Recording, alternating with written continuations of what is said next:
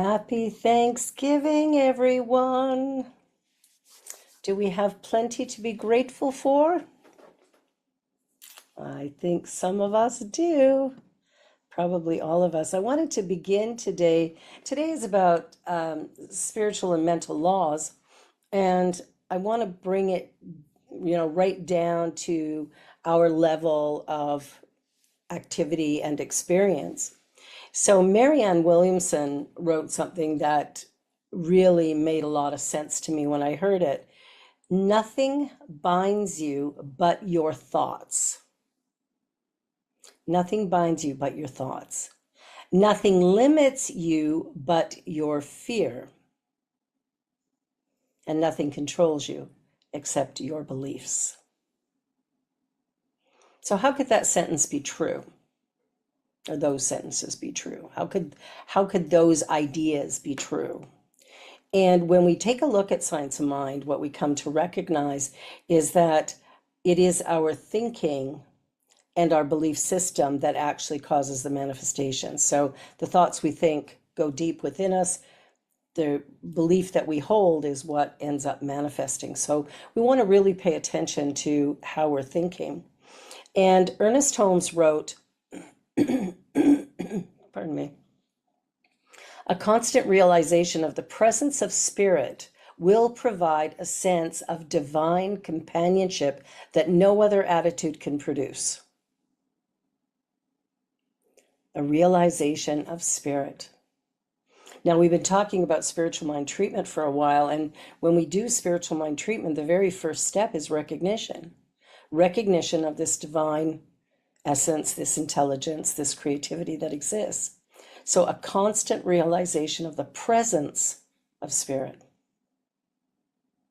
And that means that when trouble happens, I don't immediately, fall into the pit of despair. I may go there, but I don't have to live there.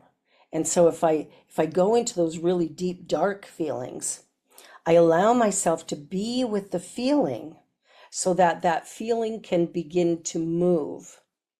Because what I want it to do is to move out of me, but I don't want to suppress it. So we notice the feeling, we never project it, we notice the feeling, we sit in it, and we ask ourselves what we need. And it's fascinating how that process is fairly simple, and yet somehow, myself included, we sometimes forget to do it. We're so caught up in what's happening and our reactions to what's happening, we forgot that we actually have some control over what happens. And like Marianne Williamson wrote, nothing limits you but your fear. And nothing controls you but your beliefs. Wow. Nothing binds you but your thought. So we want to really pay attention to our thinking. And when we start to think about highest and best, that sort of raises the temperature a little bit, where we can turn around and be all that we were created to be. We can stand up and show ourselves in the world without that fear or doubt. And we can stand in our true, authentic power. A constant realization of the presence of spirit. So we want to remind ourselves, moment by moment, day by day, there is only this one thing. And because there's only this one thing, I live, move, and have my being in it, which means I am powerful. I have the ability to know. So we want to pay attention to that. He goes on to say that as soon as we recognize that spirit is, we can turn to the law and tell it what to do. Yeah, because the law says what? Yes. Yes, my beloved. It's the only thing it can say. You see, the law, kind of like your computer. So we're all on computers or tablets or phones at the moment. And when you're on that piece of equipment, it is bringing to you this message. Now, if I go into the computer and I input the wrong Zoom code, will I get this message? No. Now, is the law punishing you? No. What's happening is that the wrong input came in, so the output is going to match the input. If I slip, if I go online and I download, let's say I download Microsoft and, I've got Word and all that, and I'm all excited to get started on it. And then I turn around and I try to go into Zoom. Now, I haven't downloaded it and I haven't even actually put Chrome or Safari or anything. I haven't opened any of those up. And all of a sudden, I've got nothing. And I can complain about having nothing, or I can accept that, really what happened is I need to install the proper software in order to receive the outcome I desire. So the same thing with us. Garbage in, garbage out, love in, love out. So we want to really pay attention to how we think. All right, because our thinking is what's going deep into that subjective part of us that will then express, that will cause a manifestation. And the manifestation is going to match the energy put in. So we really want to pay attention to the beliefs. Now, the beliefs, that's the foundation, okay? What we believe to be true becomes our reality. Our beliefs are held in the subjective. They're in that subconscious mind. That's the place where we're all one. So when we go into that place, we want to be paying attention to what we're putting in. In the reading today, the daily reading that comes out every day, I try to speak on those every Sunday to try and deepen our comprehension. So the thing today was spirit and mental law. And one of the things that he wrote in here is that we have no record of Jesus ever asking God to do things for him. I think we're all aware of that. He never asked for anything. He gave thanks and then commanded the law to work. Right? Open your eyes and see. Take up your bed and walk. The idea here is that we really want to focus on the outcome rather than the current turmoil or the current experience or lack of experiences that are happening. What we want to do is go, well, where do I want to go? What is it I want to do? How do I want my life to be? And then as you say those things, sit back and pay attention to the feelings that come up. What am I feeling right now? What's going on for me right now? Do I feel excited and happy, joyful and uplifted? Do I feel ready just to take on the world? I'm the happiest person I could be in this moment and I am so excited. Am I doing that? Or am I sitting there in doubt and fear going, oh, yeah, my life kind of sucks right now. I don't know what to do. That energy is creative. The excited energy is creative. The depressed energy is creative. When we believe some of the things that we were taught that don't actually work for us, when we believe those things, we actually set up a barrier to our success. So I want to invite you to really, for this week, maybe for the rest of your life, but for this week, give it a try. For this week, I want you to take a moment before you make any decision, before you do anything. When you first get up in the morning, yes, I am present. I am present with what is.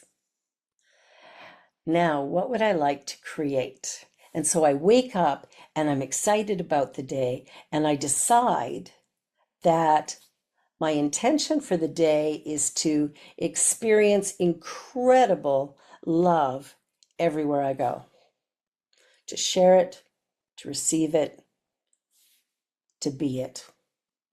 So then I go about my day. right? I've set this intention. Setting intentions in the morning is actually a pretty good idea.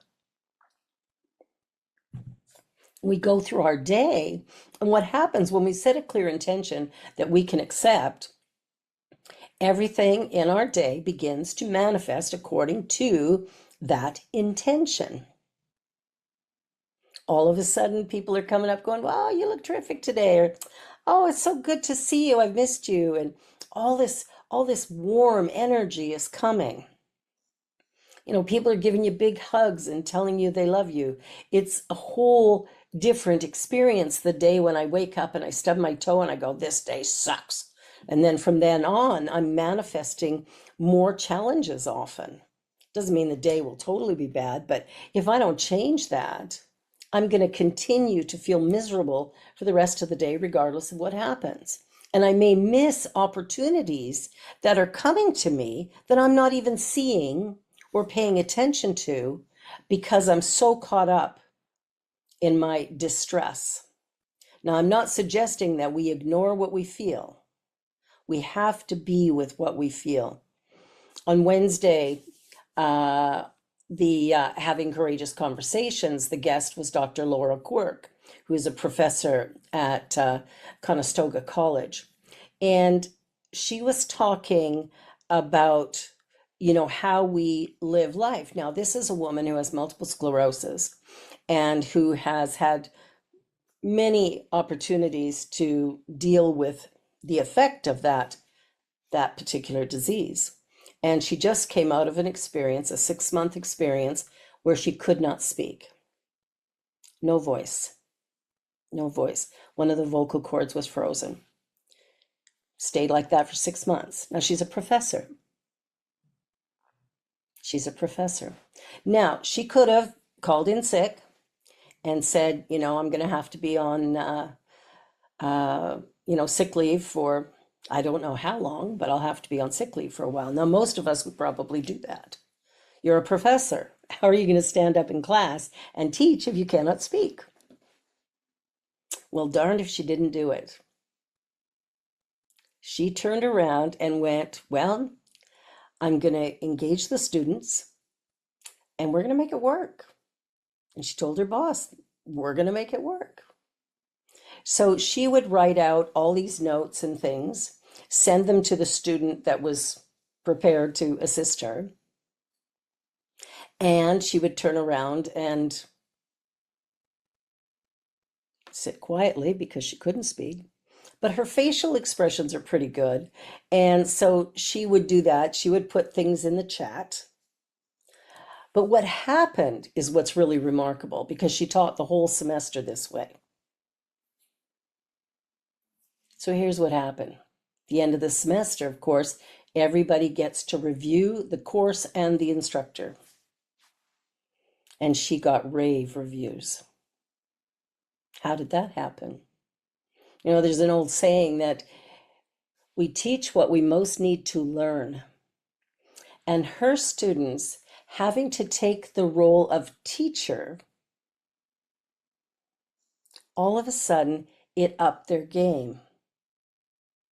So they received more from that program than they normally would, because they became such an integral part of the teaching process.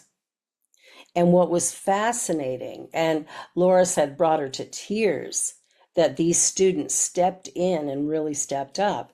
And what's incredible to me is that the resilience that Dr. Laura has is that somehow, some way, this is going to get done.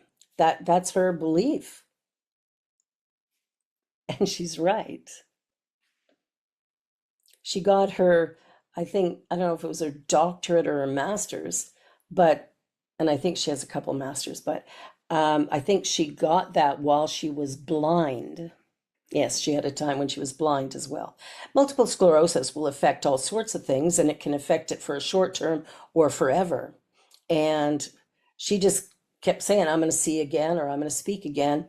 And sure enough, that happened. But she had been blind for a while. And she said to the professor, she said, well, I'm ready for the exam, but you'll have to read it to me because I can't see. And the journey that we're on, so many of us, the minute a little bump in the road shows up, we throw in the towel, we walk away and go, well, it wasn't meant to be. Sometimes something happens that suggests that maybe we're not all in. Are we all in? Are you all in? Check your thinking, check what you're feeling whenever something happens, because those feelings, those thoughts are going to show you kind of what your belief set is. And of course, once we see it, we can change it, right? I mean, we can change it without seeing it, but it's a little more difficult. But if you look at your life around you and go, okay, well, this is good, that is good, well, a little challenged here, then take a look at that area that's challenged and give it some love, not criticism, not judgment. Give it a little bit of love. Sit back and look at it with a new eye, a new view, and ask yourself or ask it, what do you need? Need, not want. Need. Needs are things like, I need a roof over my head, I need food in my belly, I need clothes to wear, I need to feel love and give love. Like, what are the needs? I don't need a new car. I might want one, might make life easier, but it's not a need. All right. So we want to pay attention, because when those feelings come up, they're revealing our belief system to us. And if we believe in lack, that's what's going to show up. If we believe in, people are evil, that's what's going to show up. If we believe that, life is horrible, it's hard, then that's how life is going to be for us. So we want to look at our language. We want to look at the feelings that we have. We want to pay attention and notice that what we think about moves into that subjective place, that subjective part of us, and then creates. That part of us is the law. The law says yes. Ernest Holmes wrote, the law is subject to the spirit and is the servant. So I want you to hear that. The law is subject to the spirit and is its servant. So whatever I put in, just like my computer, whatever I put in, that's what's going to come out. So if I put in something that's got a virus, my computer's going to crash. It's going to be a whole mess. But if I put in Microsoft and load that up, all of a sudden now I can write letters, I can send emails, I can do all kinds of things. What are the things that you're putting into the law? Because it is our ability to direct that energy that is creating the life that we live. And the energy that we create with is spirit. It's the only thing that is. So we want to really, really pay attention and remember how it was that Jesus even approached it. Not that I talk about Jesus much, because I really don't, but the correct manner of approach to spirit and the law is to make a command. I am health. I am wealth. I am love. I am fill in the blank. And it should be positive and uplifting, because whatever we're putting in is going to manifest according to our beliefs. According to our beliefs. So what did he do differently? He gave thanks and commanded the law.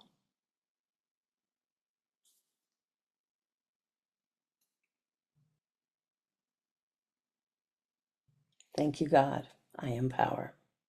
Thank you, God, I am grace. Thank you, God, I am love. I am health. Thank you, Spirit, for the glory of life. What energy am I bringing to my life? Is it an energy of possibility and opportunity, or is it an energy of despair? And whatever it is, we want to start where we are, okay? We can't jump the line. We got to start where we are. That's key to everything. And where we are is right here, right now. And in this now moment, if I look around my life and go, is everything working perfectly? No. Does it ever work perfectly all the time? Probably not. There are bumps in the road, but maybe there's perfection in that. Have you ever gone through a really hard experience and it taught you something about yourself, and then from then on, your life just got better and better and better and better and better? That was my experience. You see, I was a pretty miserable young adult, probably child and teenager as well, especially teenager. But as a young adult, I was a really angry person. And when I had my spiritual awakening, my spiritual epiphany, I knew in that moment, because I felt the presence of God, and what I knew was that it was love. There was a warmth, there was an acceptance, there was a comfort and a peace about that energy. And that energy is within each and every one of us. Yes. It's just maybe we haven't noticed it yet. We haven't accepted that it's part of us yet. Well, why not today? Why not on Thanksgiving weekend? Just give thanks. Give thanks for the road that you've walked, for the life that you lived, for the bumps in the road, for the people who caused you pain and heartache. Say thank you. Give thanks for the journey, for life itself. You are here. There are many who did not make it to this point. Many people transitioned before they got to this age or to this experience. So allow yourselves to live big, live large, get out of that box that we were put into as children. This is what you need to be. And put that thing on a shelf somewhere, or put it in the trash and take it out on Friday or whatever day your trash comes. Get rid of it. And stand in this moment knowing who you are. And I want you to say with me, I am spirit. I am spirit. I am spirit. Therefore, I am powerful. Therefore, I'm knowledgeable. We allow ourselves to sink into that and to make that part of our daily experience, to really remember our oneness with the divine. Yes, we are one. And if we will listen and remember that the law is subject to the spirit and is its servant. Humans are spirit, but until we know this, we will be only half using the law, for we will not have a clear understanding to fall back on, says Ernest Holmes. What are we falling back on? So I invite you to breathe in life, to know who you are, and to completely surrender to the moment and just be you. Thank you. Namaste.